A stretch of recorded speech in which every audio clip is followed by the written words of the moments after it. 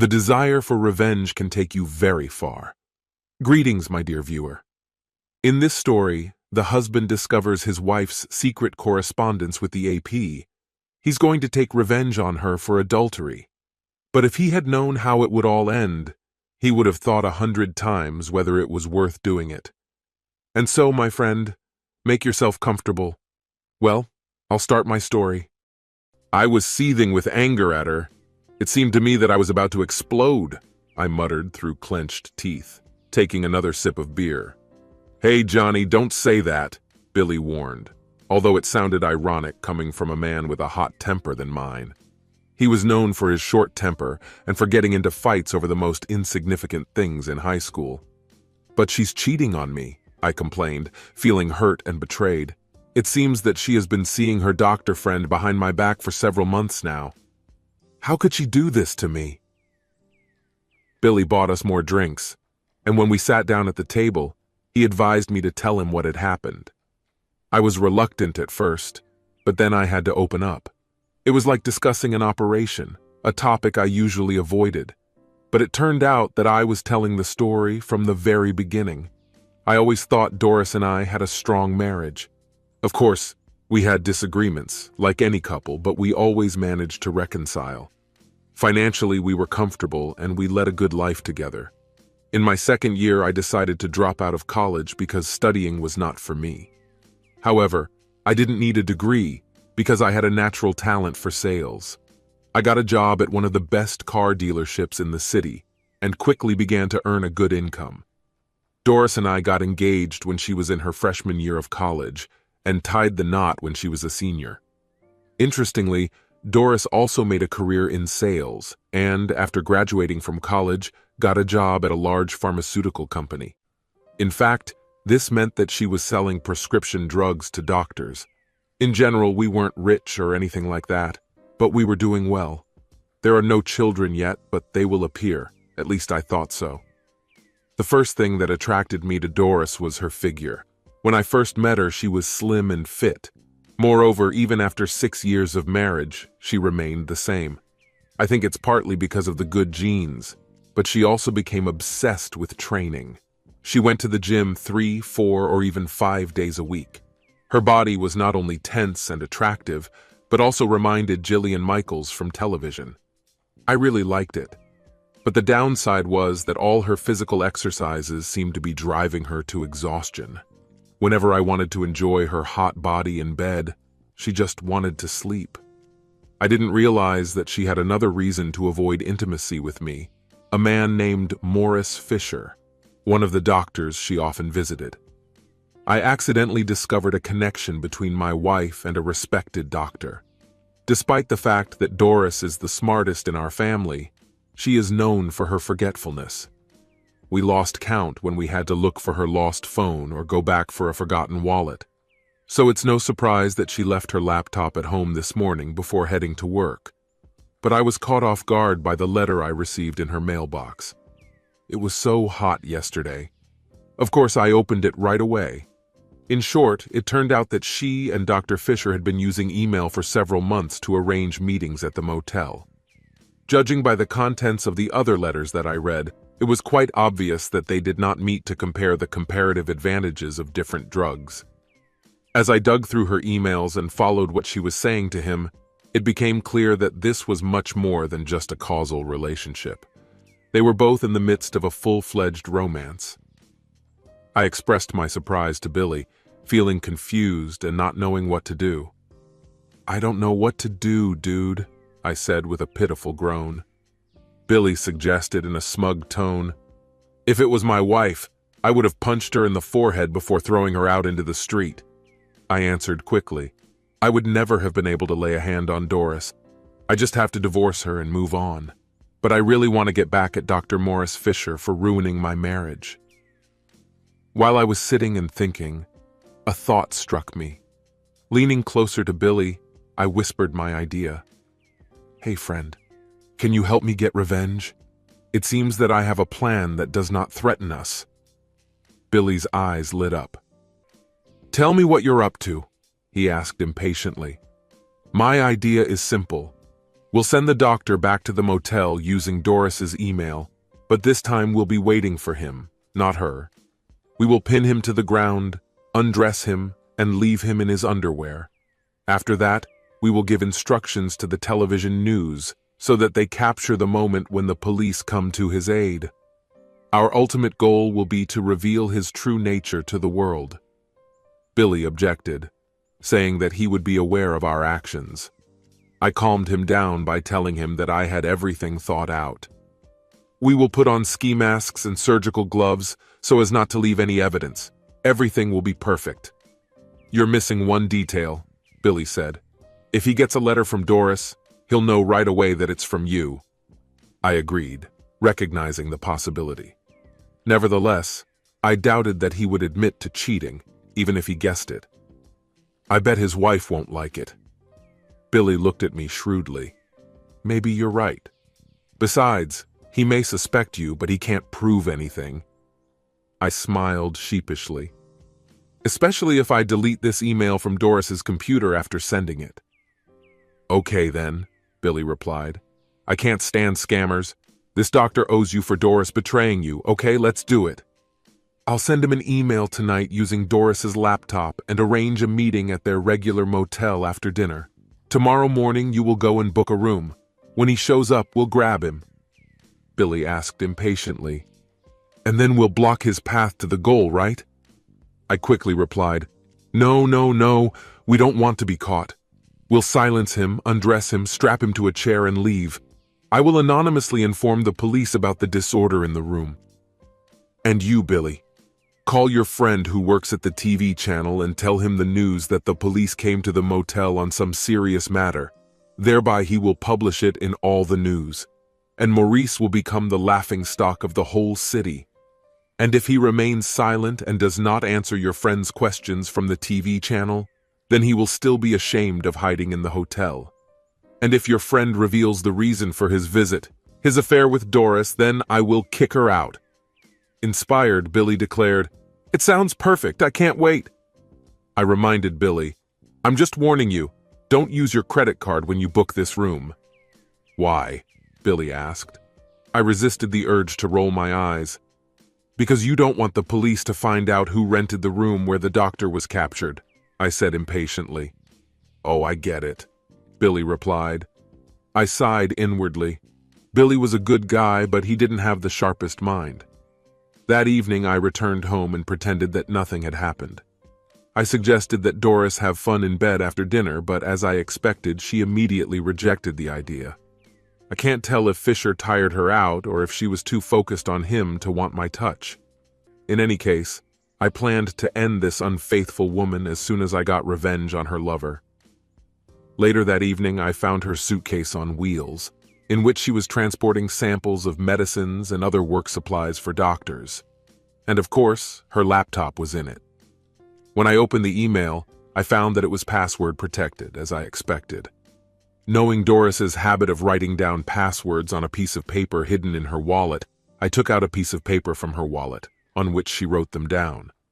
By entering the password, I gained access to my email and began to compose my sincere invitation to my beloved doctor. But my train of thought was suddenly interrupted when I realized that we were facing a serious problem. Billy was planning to book a motel room the next day, but I needed to know urgently which room to give the doctor. Well done, dumbass, I muttered to myself. I hurriedly dialed Billy's number. When he answered, I asked, Can you talk? Of course. Can't you hear me? No, I almost screamed. I mean, can you speak without Phyllis hearing you? She's not here, he said. When I told him about my predicament, Billy offered to anonymously call the doctor the next day and provide him with a motel room. Yes, it will work, I replied sarcastically. Don't you think he might get suspicious if a man tells him where to meet my wife to have some fun? Billy agreed, and I stifled a groan. Suddenly, a decision dawned on me. I've already thought about it, I said impatiently. When you go to the motel tomorrow, book a room for 2 days. I will write to the doctor tomorrow evening to confirm the appointment for the next day and find out which room the meeting will take place in. Okay, but what are we going to do with the room tomorrow? Asked Billy. "We're not going to do anything," I replied, feeling annoyed. "I think it would be a waste of time. Besides, I don't think my credit card will last 2 days," Billy added. "No credit cards, Billy," I exclaimed, and quickly closed my mouth so as not to wake Doris. "Hey, Billy, if you need money, I can lend it to you, but only in cash, not by credit card. Remember, pay in cash." He agreed, but I had a bad feeling about it. Nevertheless, Billy followed my instructions and called me the next day, giving me the room number. "Don't worry, Johnny. They didn't even ask me at the reception, and I paid in cash, as we planned," he said. "And you know what? We rented the 111th room. She's at the end of the hallway, so it should be quiet and peaceful there." "That's great, buddy. You're doing great." "I will send an email in the evening, and you can do what we discussed." "Something else, Johnny?" I took a deep breath, but remained calm. "Don't forget to cover the camera with duct tape," I reminded him. "I'll bring surgical gloves and ski masks for both of us." "Got it," he replied, after hanging up the phone. Doris went to bed early again, so it wasn't difficult for me to send a message to Dr. Fisher.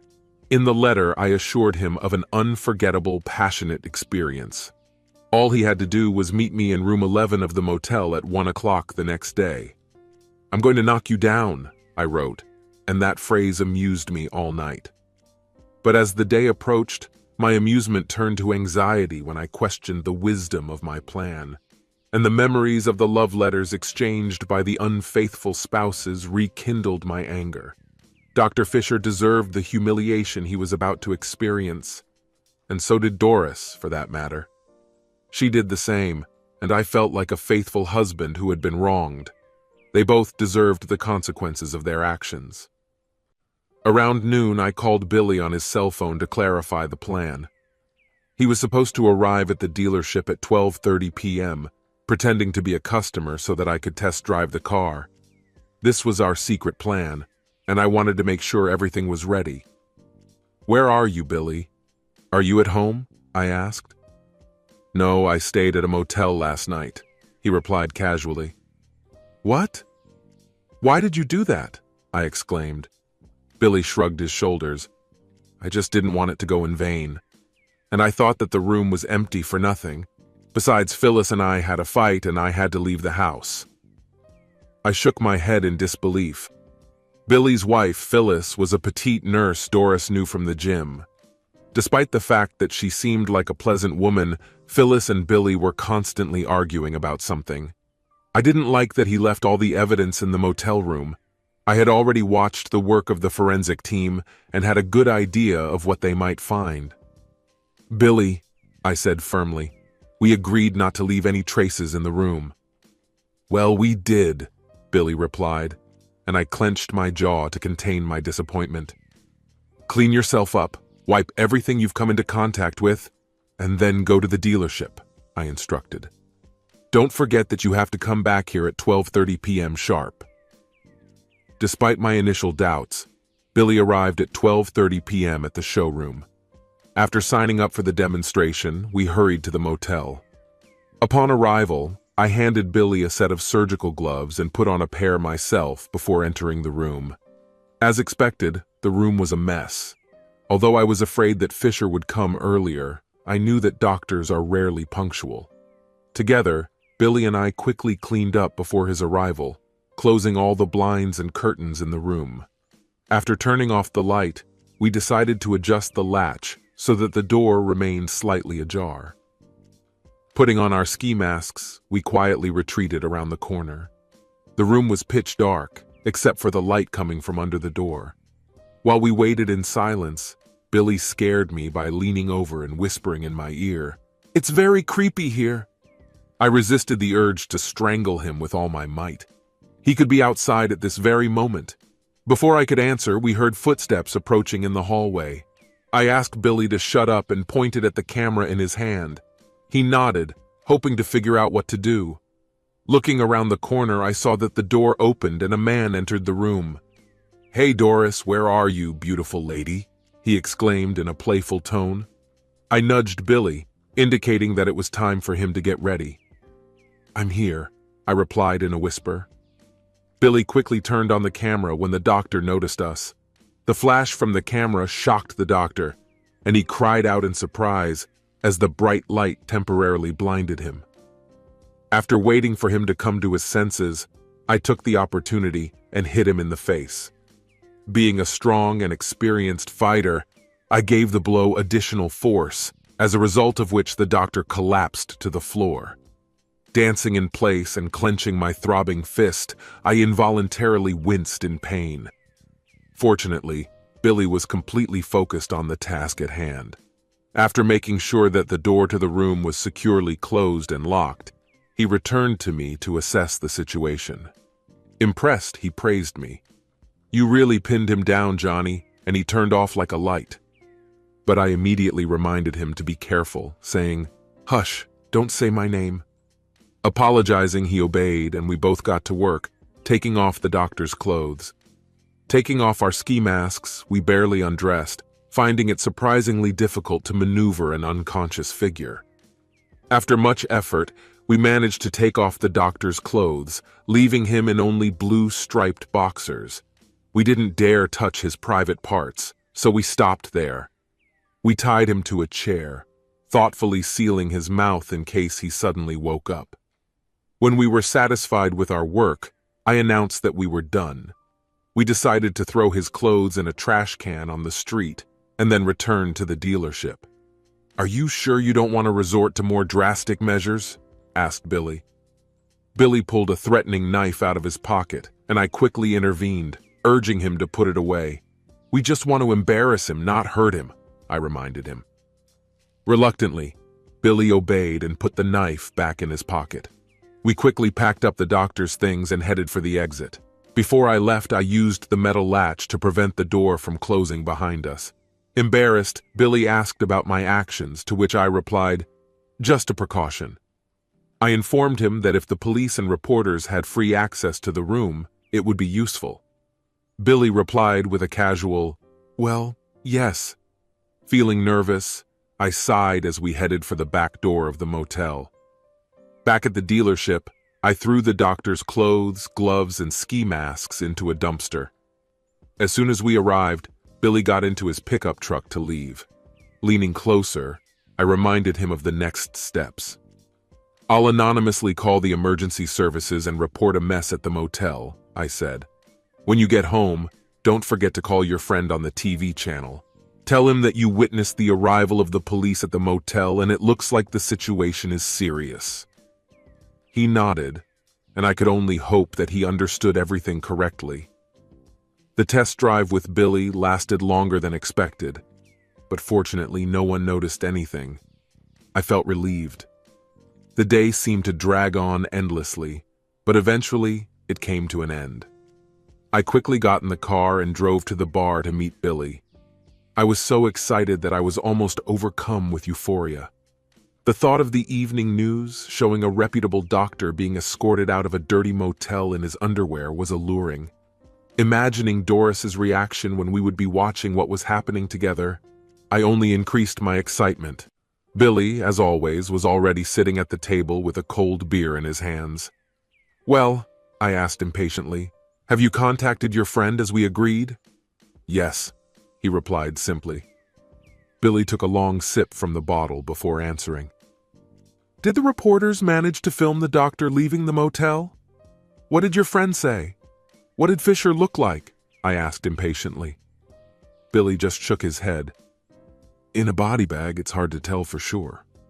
Shocked, I asked, "In a body bag? In which body bag?" Billy replied gloomily, "In the body bag that the doctor was in. He was dead, Johnny. He had to be carried out in a bag." I was terrified. I was trying to figure out how this could happen. When we left, he looked fine, except for a bruise on his jaw. "But it looks like someone entered the room after we left and caused his death, Johnny. When my friend called me to thank me for the information, he informed me that the doctor had been found with the maid's throat slit. The scene was covered in blood, and this is likely to be the main headline of today's news. I've never felt such a shock in my life, except for the moment at school when I got hit hard while playing football. But at that moment, it seemed to me that I might lose consciousness. I took a long sip of beer, trying to calm my nerves and looking at Billy. "Do the police have any idea who did this?" I asked, trying to keep my voice level. Billy shook his head, unperturbed. "My friend said that no one saw or heard anything." I sighed, feeling the weight of the situation pressing down on me. "This is serious, Billy. We may have serious problems." "Why?" he asked. "We didn't do that." I shook my head, frustrated. "You and I know that, but the police don't. We need to be careful. If they find out that we tied him up, they'll probably try to charge us with murder," Billy said. I was tempted to throw myself across the table and strangle him, but I knew that now was not the time to lose control of myself. "Look, Billy, we have to keep this between us. You don't have to tell anyone, not Phyllis, not your friend from the news, not anyone. If you talk, we could end up in jail. Do you understand?" "Of course, Johnny, I understand. I hope that the authorities will quickly detain the person responsible for his death. As soon as they take someone into custody, we will be safe."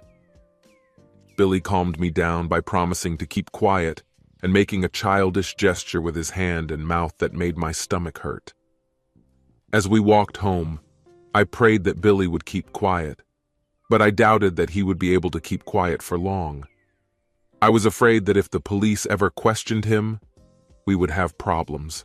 Why did I even try to take revenge on this despicable doctor? Why didn't I just file for divorce from Doris and get it over with? I thought to myself. I was planning to tell her about her cheating tonight, but now I have to leave it as it is. I'm going to have to go home and pretend everything's okay. It hurts so much. I hoped I could hide my pain well enough to deceive her. But when I got home, it turned out to be even worse than I had imagined. Doris ran up to me in tears. "What's wrong, dear? What happened?" "Johnny," she cried, "this is terrible. The good Dr. Fisher I was talking to was murdered. They're talking about it in the news." "I can't believe it," I said, trying to look shocked and sympathetic. "What happened?" I asked. "His body was found in a motel room," she wailed. Unable to resist, I asked, "Was he found in a motel room?" "It looks like he was meeting someone for a casual afternoon date." "You don't know him," she retorted sharply. "Besides, at such a moment, you need to put aside bad thoughts." "I'm sorry, my love. I didn't mean to downplay the significance of such a terrible tragedy," I apologized. To tell the truth, it annoyed me that I had to speak kindly of him. I didn't want him to die, although it didn't bother me too much. But what really hurt was knowing the true cause of Doris's suffering. Throughout the evening, Doris was constantly on the verge of tears. Every time she entered the room, her eyes filled with emotion. When we started watching the news, she couldn't stand it and buried her face in a handkerchief. It was disgusting, especially when the TV journalist began to praise the dead man as a great loss to society. In my opinion, they should have condemned him as a traitor, not glorified him. It didn't seem right. Doris skipped dinner and immediately went to bed, overcome with emotion. I made a sandwich to numb my hunger, although I didn't really feel it. The pressure of having to maintain the facade of a loving husband for Doris weighed heavily on me, as did the worry about the possible consequences.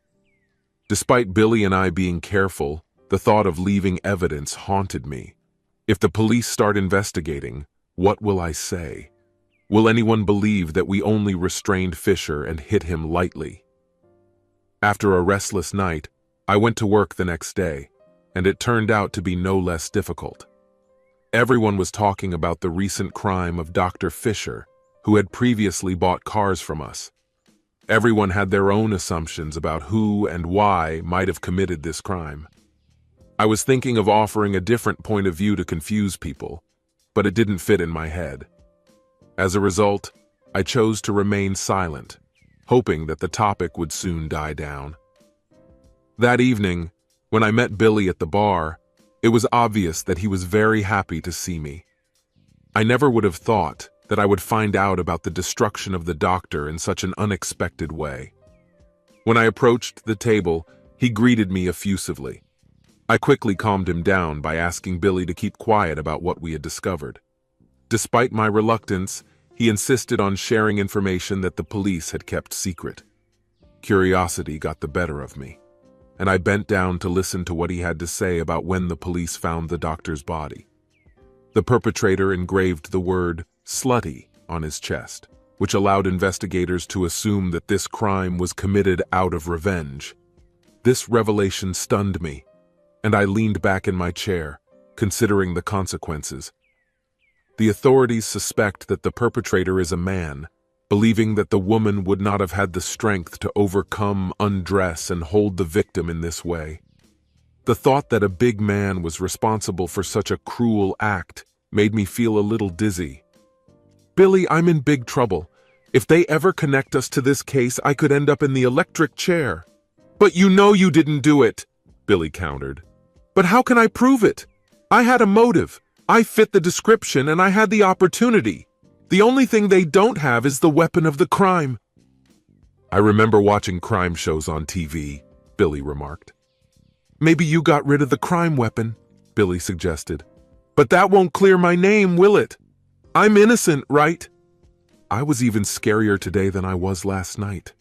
There was more and more evidence against me, and it made even me doubt my own innocence. The only good thing was that tomorrow was my day off, so at least I wouldn't have to endure constant speculation about a crime. But that didn't stop me from suffering all night. The next day, Doris went to the gym, probably hoping to distract herself from her grief with a good workout. On the contrary, I decided to take care of the yard, trying to clear my head. The sun was shining and the lawn was in desperate need of mowing. I changed into my old shorts and started working in the yard. When I was mowing the grass, a car stopped in front of our house, and a young, attractive woman got out. She came up to me, and I turned off the lawnmower. "Is your wife at home?" she asked, looking at me intently. "No, I'm sorry," I replied with a smile. "You just missed her. I'm her husband, Johnny, and I'm alone." She reached into her purse and took out a business card. "I'm Detective Monica Ferguson. Could you ask her to call me as soon as she gets back? I have some questions about Dr. Morris Fisher that I would like to discuss with her." I felt anxious and afraid. "Why did you need to talk about him with my wife?" I asked. The detective smiled encouragingly and patted my hand. "There's no need to worry," she explained. "We just appeal to everyone who has communicated with Dr. Fisher. His office staff mentioned that your wife, as a representative of a pharmaceutical company, often visited him." "Yes, it is," I confirmed. I thought to myself that it sounded as stupid as Billy's comment. While I was internally criticizing myself, she continued to look at me thoughtfully, leaving me in doubt whether she was flirting with me or assessing my potential for criminal behavior. Eventually, she asked, "Did you know Dr. Fisher?" I replied, "Yes, I knew him," and immediately realized my mistake. "I mean, I've heard about him through Doris, but I've never actually met him." She looked at me intently, and then reminded me to ask my wife to call her. As she was about to leave, she stopped and said softly, "See you later." I watched her leave and wondered why I had mentioned that I knew Fisher. Was it suspicious? And what did she mean by "see you again"? My calmness and peace of mind from working in the yard disappeared, replaced by uncertainty and anxiety. That evening, the local evening news showed an interview with the police chief about Fisher's murder. "We have discovered important new evidence and expect to make an arrest in the near future," he said arrogantly. My anxiety increased, and I couldn't wait to meet Billy and find out if his friend knew anything about it. And as soon as the meeting took place, we sat down at the table, and I started constantly asking my friend. "The boss is bluffing," Billy said confidently. "My friend says they haven't found anything new. They're just hoping to lure someone out of hiding, but forensics have thoroughly searched the motel room." "Maybe they found something?" I asked. Billy mentioned that there were a lot of guests staying in this room, and it was cleaned regularly, so maybe they didn't find anything of value. A worried expression appeared on his face when he noticed my behavior. "You don't look well, Johnny. You need to relax and not let this situation overwhelm you," he advised. "That's easy for you to say," I replied. "Did a police detective come to see you yesterday? Was her name Monica?" he asked. I nodded in amazement, prompting him to tell me more. Yes, the same detective was in the hospital. She even talked to Phyllis. They don't have any concrete evidence, just assumptions. When I left the bar, Billy's words wouldn't leave my mind. How could he stay so calm while I was restless? How could he trust his friend's version of events so confidently? On reflection, I realized that Billy's unwavering optimism did not match his intelligence. When I found out that his intelligence score was obtained before he was expelled from school, I was seized with fear. After a restless night and numerous doses of medication, I realized that I had to act. I couldn't wait for the police to solve this case, especially since I was the most likely suspect. To save myself from being accused of this crime, I knew that the only way out was to reveal the true culprit. But the difficulty was that I had no experience in investigating crimes. Although it looked simple on TV, I didn't know how to act in reality. After reflecting on the situation, I realized that the perpetrator must be somehow connected with the doctor. It's unbelievable that a random stranger would walk into a motel room and commit such a crime. Maybe it was a girl of easy virtue. There was a message engraved on Fisher's chest that made me doubt the motives for this cruel act. If this were a random occurrence, I would be incredibly shocked. The real mystery was not my desire to harm Dr. Fisher, but who else held a grudge against him. I never wanted to end his life, only to embarrass him. There had to be someone with more sinister intentions. Having no personal ties to Fisher, I turned to the only person who could get an idea of his life, his wife. She was the key to uncovering the truth behind this monstrous crime. She may have been considering the idea of suggesting potential suspects who may have harbored ill feelings towards her late husband. All I had to do was figure out how to convince her to open up to a stranger like me. Feeling increasingly desperate, I resorted to a stupid decision. I bought a cheap toy detective badge, painted it gold, and hoped it would be enough to convince her to talk. It was a risky move, but I had no choice. After watching a movie based on real events where someone tried to apply a similar approach, I decided to try it. I put on a suit and tie and went to the house of the late Dr. Fisher. The house turned out to be as impressive as I expected and quite befitting a successful doctor. Sitting on the circular path, I hesitated for a while before finally plucking up the courage to approach the doctor's wife. I understood that she was unlikely to talk to me, let alone provide any valuable information. But I had to try. Despite my reluctance, I understood that avoiding prison and being under someone's guidance was a top priority. Gathering my courage, I went to the door and rang the bell. The woman who met me resembled a withered cut flower. Her beauty was still noticeable, but it was fading fast. When she clutched a glass of whiskey, her appearance did not improve. "Good afternoon, Mrs. Fisher," I began, presenting my badge. "I'm a detective." "Another one?" she asked. She interrupted me in mid-sentence. "I hope you're a good cop," she said. "What?" I replied, confused. "Isn't that your job? I recently ran into a bad cop, so I hope you're not like that." Stuttering nervously, I muttered, "Well..." She calmed me down, invited me inside, and offered me a drink. "Would you like a whiskey and soda?" she asked, leading me to her room. Politely declining, I replied, "No, thank you. I'm on duty now." "Well, then there's no point in wasting whiskey." With that, she started pouring herself another drink. It was obvious from her unsteady gait that she had already drunk several times. When she returned and sat down, I took out a small notebook to look more professional. "First of all, Mrs. Fisher, I want to express my condolences on the sad passing of your husband," I began. Yes, he's gone. Let's just get this over with," she replied impatiently. There was impatience in her words. Her behavior took me by surprise, and I was speechless. Taking a chance, I said carefully, "Mrs. Fisher, I'm sorry to say this, but you don't seem to be grieving very much." Without wasting a second, she replied, "Grieve? I'm actually celebrating." She took a sip of whiskey and then said, "My late husband cheated on me, detective. In my opinion, he got what he deserved." I wondered if she knew about Doris, but in the end decided not to ask her further. I was still intrigued by her behavior. "If he cheated on you, why didn't you just divorce him?" I asked. She replied casually, "I couldn't afford it. When we got married, I signed a prenuptial agreement, so in the event of a divorce, I would only get what I brought into the marriage. But actually, someone solved this problem for me, and it turned out to be the best thing that could have happened to me." I was struck by her revelation. It was amazing, but her joy suggests that she could have committed this crime.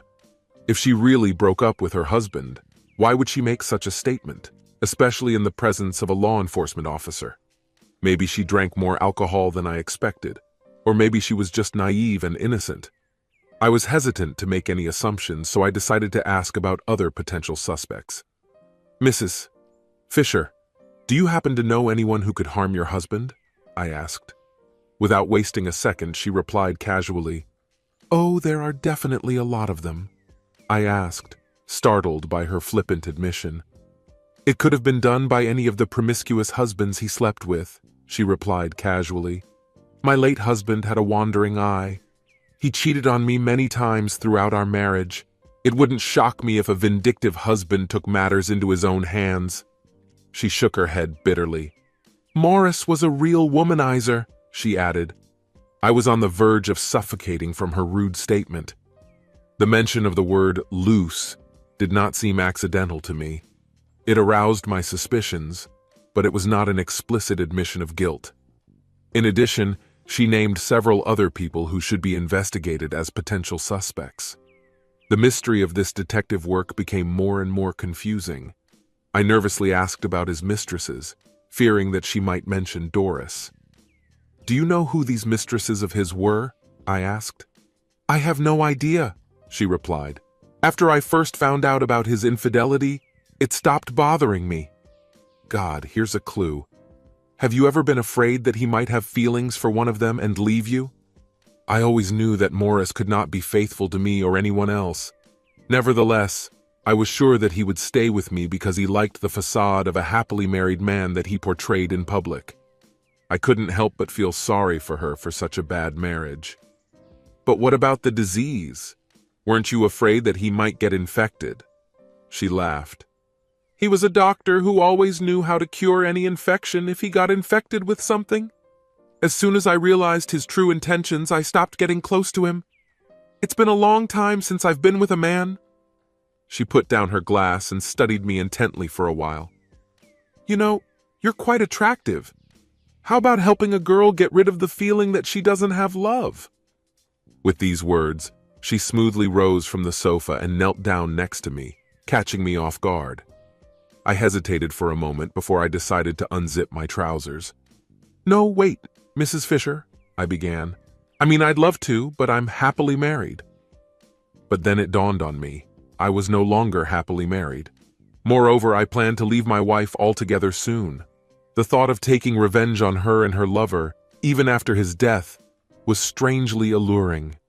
And considering that I've been missing intimacy lately, the thought of finally succumbing to temptation made me feel a surge of excitement.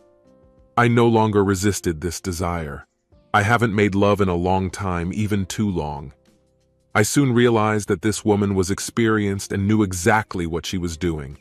With skillful movements, she rotated her hips, rocked back and forth, and then began to bounce vigorously up and down. Despite her advanced age, she possessed an impressive reserve of energy. I was completely blissful, and I knew I wouldn't last long. Leaning back on the sofa, I silently hoped that the neighbors had not overheard us, fearing that they might mistake our passionate meeting for something more sinister. After a few minutes, Mrs. Fisher leaned back in her chair, and her eyes, full of gratitude, looked at me. "Kid, I admire your skill and experience. I didn't think I'd miss it so much," I said, looking at her with admiration. "How did you learn to do what you did to me? It was incredible," I said happily. She laughed at my reaction and whispered, "I may be a little older than you, honey, but I haven't forgotten about the passion I've learned over the years." I couldn't help but feel grateful for her experience and the unforgettable moment we just shared. She got up from her seat and poured herself another glass. "Do you want a drink now?" she asked. No, I need to get back to the station, I replied. She looked at me lazily while I adjusted my trousers and zipped up. It was fun, she said. We have to do it again. Listen, what did you say your name was? I started to worry. I didn't tell you my name, I replied and headed for the door. Okay, call me anyway, she said dispassionately. I went out the door and walked briskly to my car. As I drove away, I was overcome with a sense of satisfaction from the unexpected encounter I had just experienced. But my emotions changed when I remembered the words she said before she suddenly left. The idea that Dr. Fisher was dealing with married women bothered me, because it could make him a target for a vindictive spouse. This thought opened up new possibilities for investigation, since there might be people who had a strong motive to act against him. How can I conduct an investigation without knowing who else is the doctor's mistress? The more suspects there are, the more difficult it will be to narrow down the list. Then I thought of Mrs. Fisher. Despite her passionate nature, I couldn't help but think that she was capable of crime too. If she saw the email inviting her husband to the motel, she most likely waited until Billy and I left to get revenge. Inheriting her husband's estate would have been possible if she had accused us. A smart move if she really was a criminal. It's strange that she confessed her motives to a detective if she was responsible for her husband's death. Is she smarter than she looks? Perhaps she deliberately revealed the details of the prenuptial agreement to deflect suspicion from herself. And was her grief over her husband's death sincere? Or was she just a widow driven by desire? I wondered if she had deceived me to distract my attention. The more I thought about this situation, the more my head throbbed. Fortunately, it was time to meet Billy soon. I needed his support and advice. When we sat down at a table with soft drinks, I shared with him the information I had received from Mrs. Fisher. I expressed my disappointment by explaining that I now have a list of potential suspects, but there is no clear indication of how to proceed. I confided in Billy, wondering how I could figure out the true culprit. Billy expressed his thoughts, suggesting that if I could uncover the identity of this person, then I could earn a significant amount of money. Perplexed, I asked for clarification. What do you mean, Billy? He simply explained that the real culprit was most likely willing to offer a substantial sum if I didn't report him to the authorities. Billy, this is extortion. We already have a lot of problems. We don't need to add the charge of extortion to them. But instead of getting mad at Billy, I thought about his offer. Wait a minute, I said. Maybe this isn't such a bad idea. I remembered that I had already seen something similar on TV. All we need to do is let the criminal know that we are aware of his actions and demand money in exchange for our silence. Then when he comes to make a deal, we can catch the true culprit. Johnny, that's very clever, Billy commented before his smile faded. But how are you going to catch the killer if we don't even know who he is? I replied confidently. I think I have a plan. I was thinking out loud. How did the killer know that we were going to meet Dr. Fisher at the motel? Probably from a fake email I sent from Doris's address. So we'll send another one and see who buys it. How do we get the letter to Dr. Fisher, Johnny? He's not with us anymore, Billy said, feeling disappointed. I know Dr. Fisher is gone, Billy, but his criminal is on the loose and we have to catch him, I explained. He will receive a new letter, the same as the old one, and when he arrives, we will be ready to meet him. You're a genius, Johnny, Billy praised me, and for once I couldn't disagree with him. Deciding to put my plan into action, I popped into an ATM at the exit of the bar to withdraw some cash. After that, I went to a motel and booked a room for 2 days. The receptionist, a disinterested teenager, barely paid attention to me because he was fixated on the TV. With an insidious feeling, I brazenly asked for room 111 again. The killer will be caught off guard when he sees this, I chuckled to myself. I got up early the next morning so I could send a message from Doris's address before she woke up. It took some effort to compose the message, but I was happy with the end result. I am aware of your personality and your actions towards Fisher. If you want me to keep quiet, meet me in the same motel room where Dr. Fisher died. Bring $20,000 in cash by 2 o'clock tomorrow or face the consequences. With that, I hit the send button and erased the message from Doris's computer, as I had done before. The trap is ready, I thought to myself. Let's see who takes the bait. I was going about my business as usual, but it was hard for me to concentrate. I kept thinking about who might show up at the motel room the next day. It dawned on me that I might not even recognize this person, especially if it's one of the vindictive spouses. After work, I headed to the bar, wanting to discuss my thoughts with Billy and listen to his point of view. But Billy was nowhere to be found, and despite the fact that I waited for him for almost an hour, he never came. It made me feel very anxious. Billy was known for his love of beer, but now he's gone. As I drove home, I was overcome with anxiety. What if the police had caught him? What if he blabbed our secrets? What if they're waiting to arrest me? Confused in my thoughts, I got home without noticing anything. Fortunately, no one was there, not even Doris. A few minutes later, I heard Doris enter the house. When she crossed the threshold of the house, I had already become her devoted husband. But my appearance seemed unimportant to her, as she looked worried. "You won't believe what happened today," she said impatiently. "Your friend Billy is hiding from the law." My heart was pounding, but she didn't seem to notice it. Obviously, he had a violent argument with Phyllis, which resulted in her getting a black eye. She called the police and he fled in an unknown direction. I panicked, imagining the possible consequences if he was caught and questioned about Dr. Fisher. Doris continued to talk about the situation, ignoring my growing panic. Trying to hide my emotions, I pretended to be interested in her words. "Why were they fighting?" I asked, when I was finally given the opportunity to speak out. Doris explained that Billy suspected Phyllis of infidelity, making me shake my head in disbelief. I couldn't help but wonder, are there really no faithful wives left in the world? This thought rekindled my anger at Doris, and I muttered, if she cheated, then fine. I expected Doris to react to my comment, but she didn't react in any way, which further increased my disappointment. I couldn't help but think about her hypocrisy. She was the biggest liar I'd ever known, but she was also happy about my defeat. Despite the boiling thoughts, I kept them to myself and preferred to remain silent until the end of dinner with Doris. I went into the office to think about the latest developments. I had a chilling thought. What if Billy was the culprit? I remembered the folding knife he was carrying when we detained the doctor. Could Billy have come back and killed the doctor after we left the motel, spurred on by Phyllis's infidelity? It was a disturbing thought, but it seemed plausible. An even scarier thought occurred to me. What if Billy decides to show up at the motel tomorrow? Although I'm bigger than him, I'm not sure I can beat him in a fight, especially if he's armed with a knife. To protect myself, I decided to get my gun out of the basement. I hadn't used it for a long time, but it seemed to be in working order.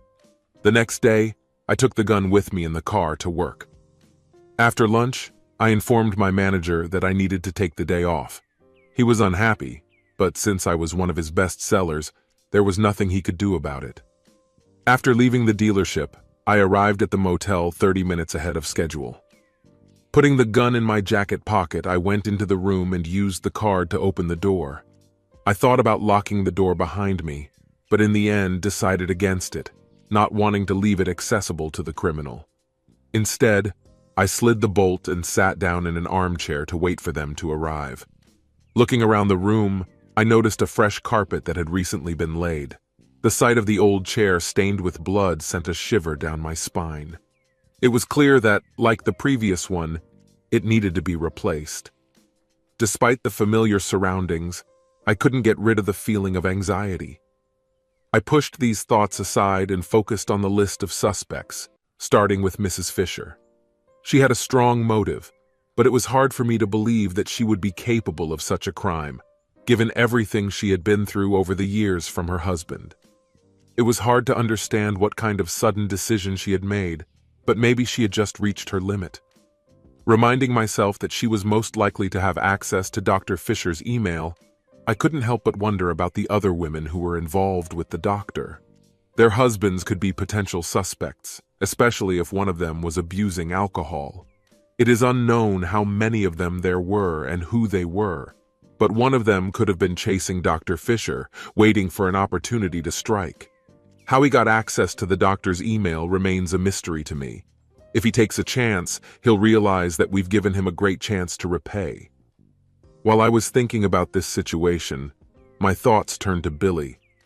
I prayed it wasn't him, but deep down I knew he could be suspected. His short temper and somewhat violent behavior made him a likely candidate. I would never have believed that Billy was capable of deceiving me, but maybe he turned out to be more cunning than I think of him. Although it seemed unlikely, I couldn't dismiss the possibility. When I heard a noise in the hallway, I quickly reached for my gun. The door slowly opened, and a faint light entered the room. To my surprise, I heard a familiar voice. "Johnny! Johnny, are you here?" I gasped in surprise when I recognized the voice of my wife, Doris. "What are you doing here?" I exclaimed, turning on the light and seeing that she had entered the room, shaking her head disapprovingly. "Johnny, I'm here to stop you from making a stupid mistake," she said firmly. Confused, I asked how she knew I was coming.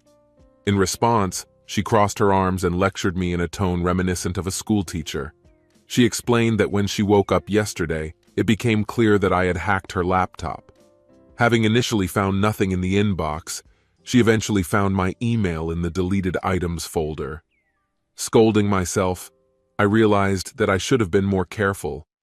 "You should have thought about a lot," she said with anger in her voice. "If you hadn't dropped out of college, maybe—" I cut her off, no less angry. "Don't you dare insult me anymore. Besides, I have every right to be upset, not you. You cheated on me with your doctor friend. I caught you and now I'm filing for divorce."